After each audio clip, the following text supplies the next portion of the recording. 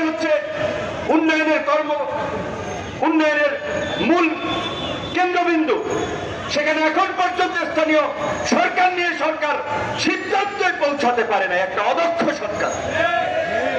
তাহলে এই সরকার স্থানীয় এই পৌরসভা সিটি কর্পোরেশন চলবে কিভাবে? জনগণ সেবা পেতে ভোগান্তি হচ্ছে। আমরা দেখতে পাচ্ছি কোথাও আমলা, কোথাও বিশেষ ব্যক্তি বিবেচনায় বিভিন্ন জায়গায় নিয়োগ দেওয়া হচ্ছে। শুনতেছি উপজেলা পৌরসভায় প্রত্যেক জায়গায় নাকি এরকম বিশিষ্ট ব্যক্তি ক্রাইটেরিয়ায় নিয়োগ দেওয়া হবে। বিশিষ্ট ব্যক্তি ক্রাইটেরিয়ায় নিয়োগটা যে দেবেন, বিশিষ্ট ব্যক্তিটা সিলেক্ট করবে কে? কোন অথরিটি? এই সমস্ত ভাওতাবাজি চলবে না। পরিষ্কারভাবে আমরা বলছি, আগামী 2-3 মাসের মধ্যে স্থানীয় নির্বাচন দিয়ে দেন।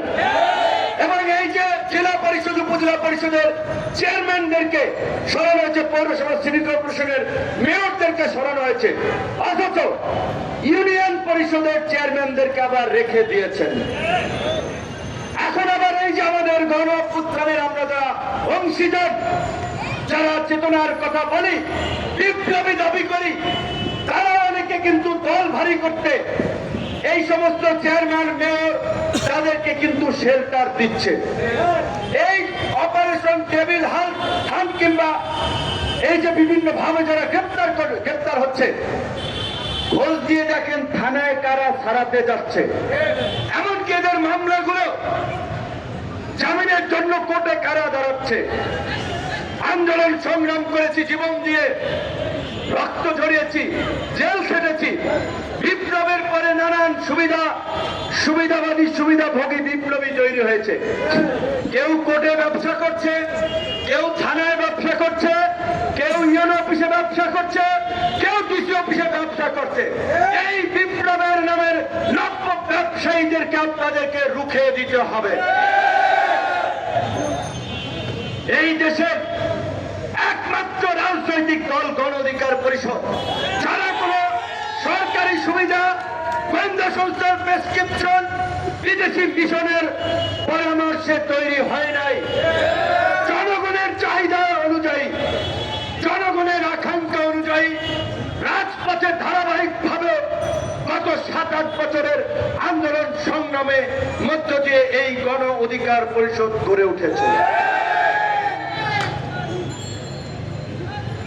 কাজে আমরা মনে করি আজকে জন আকাঙ্ক্ষা পূরণে এই ভাওতাবাজি এবং ভণ্ডামির রাজনীতির মুখোশ উন্মোচন করার জন্য এবং ফাঁসিবাদী শক্তি নির্মূল না হওয়া পর্যন্ত গণ অধিকার পরিষদকে রাজপথে সোচ্চার ভূমিকা পালন করতে হবে।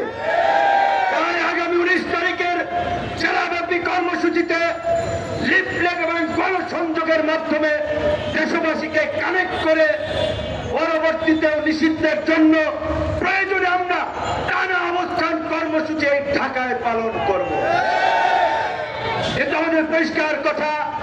আওয়ামী লীগ নিষিদ্ধের প্রশ্নে গণ অধিকার পরিষদ আপোষ করবে না। প্রয়োজনে যারা আপোষ করবে আমরা তাদের বিরুদ্ধে দাঁড়াবো। ভোটের রাজনীতির জন্য আপোষ করবেন, ব্যবসা বাণিজ্য ধান্দাবাজির জন্য আপোষ করবেন। এই আপোষ যারা করছে, গণমাধ্যমের ভাই বন্ধুদেরকে বলবো আপনারা এইগুলা নিয়ে একটু খবর প্রকাশ করেন।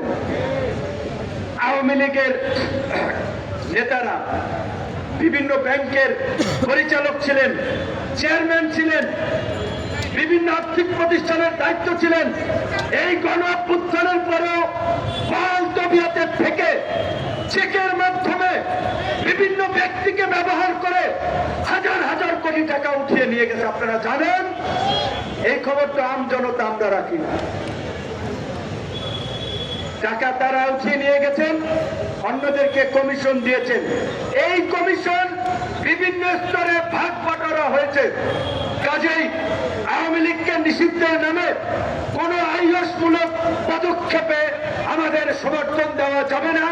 আমাদের অবস্থান হচ্ছে আওয়ামী লীগ নিষিদ্ধ না হওয়া পর্যন্ত গণ অধিকার পরিষদ সারা দেশে আন্দোলনের পাশাপাশি রাজপথের কর্মসূচিতে থাকবে।